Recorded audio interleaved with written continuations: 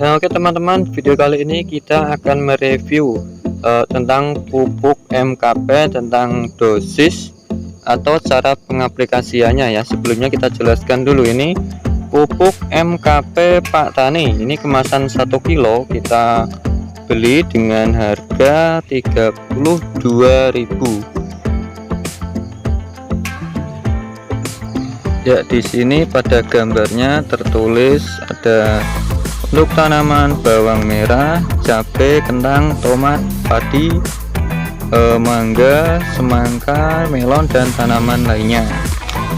Ya, kita akan jelaskan ya tentang pupuk MKP ya.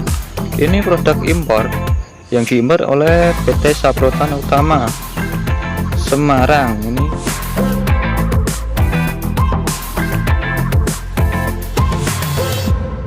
pupuk MKP itu kandungannya fosfat sebesar 52% dan K2O potasium oksid atau kalium 34% ya, dimana kita ketahui untuk masa generatif atau masa-masa pembuahan pada tanaman-tanaman itu sangat membutuhkan unsur fosfat dan kalium. Jadi pupuk ini ya khususnya untuk tanaman yang memasuki masa pembuahan ya. Jadi bukan untuk masa-masa pertumbuhan penanaman tahap awal, karena biasanya untuk penanaman tahap awal itu butuhnya adalah yang tinggi dengan unsur nitrogen ya. Kalau MKP ini untuk masa pembuahan, jadi kandungannya itu fosfat dan juga potasium oksid atau kalium ya. Fosfat sebesar 52%, K2O atau potasium oksid sebesar 34%. Terus sisanya apa? Sisanya adalah bahan untuk pengikat dari unsur-unsur tersebut sehingga menjadi 100%.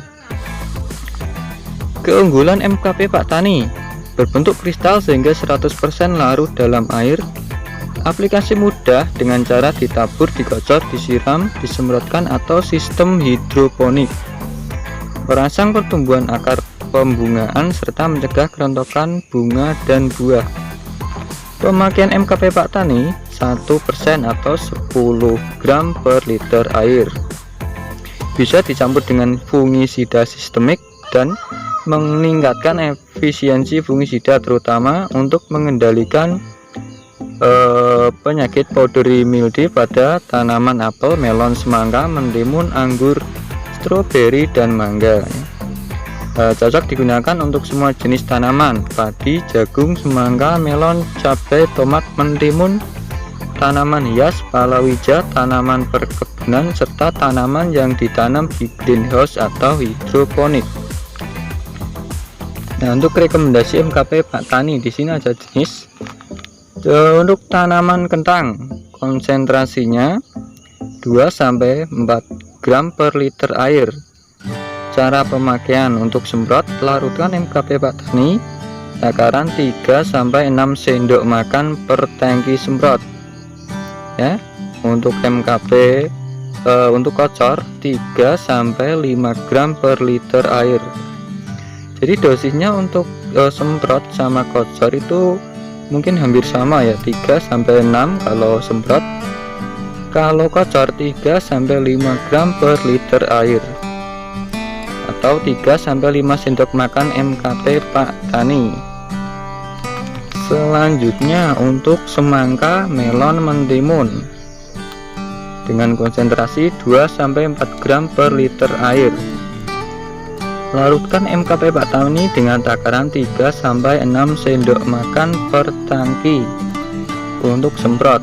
Untuk kocor 3-5 gram. Untuk cabai, tomat, terong 2-4 gram per liter air. Dengan untuk kocor atau siram juga sama ya, 3-5 gram. Nah, ini juga ada keterangannya. Aplikasi saat mulai pembentukan bunga atau mulai umur 42 hari setelah tanam sampai panen selesai ya, untuk tomat dan terong. Sedangkan tadi untuk semangka, melon, aplikasi saat mulai pembentukan bunga atau mulai umur 20 hari setelah tanam. Di sini ada juga untuk tanaman apel, mangga, anggur, stroberi, jeruk. Dosisnya takaran 3-6 sendok makan per tangki untuk semprot, dan untuk kocor 3-5 gram per liter air atau 3-5 sendok makan MKP Pak Tani. Aplikasi saat menjelang pembungaan sampai pengisian buah 3 kali aplikasi interval 1 minggu. Di sini juga ada keterangannya. Tanaman yang lain seperti bawang merah, kacang panjang, kacang hijau, kedelai, padi, bunga, dan sayuran. Aplikasi dengan cara semprot dengan konsentrasi 2-4 gram per liter air atau 3-6 sendok makan per tangki semprot. Aplikasi mulai menjelang pembungaan serta memasuki fase generatif sampai pengisian buah dan umbi ya. Jadi seperti itu untuk cara pemakaian maupun kandungan dari pupuk MKP Pak Tani. Ini kemasan 1 kilo ini bisa kita gunakan untuk menyemprot atau menyepray, atau juga untuk sistem kocor ya. Dosisnya seperti itu tadi, nanti kita akan aplikasi. Kesimpulannya untuk 1 tangki takarannya 3-6 sendok makan.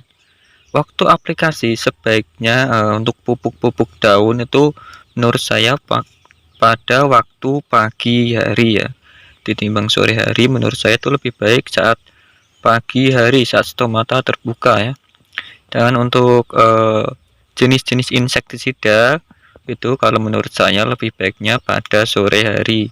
Untuk sejenis pupuk daun, gandasil atau pupuk-pupuk seperti ini alangkah baiknya pada saat pagi hari ya. Jadi kesimpulannya untuk 1 tangki takarannya 3-6 sendok makan.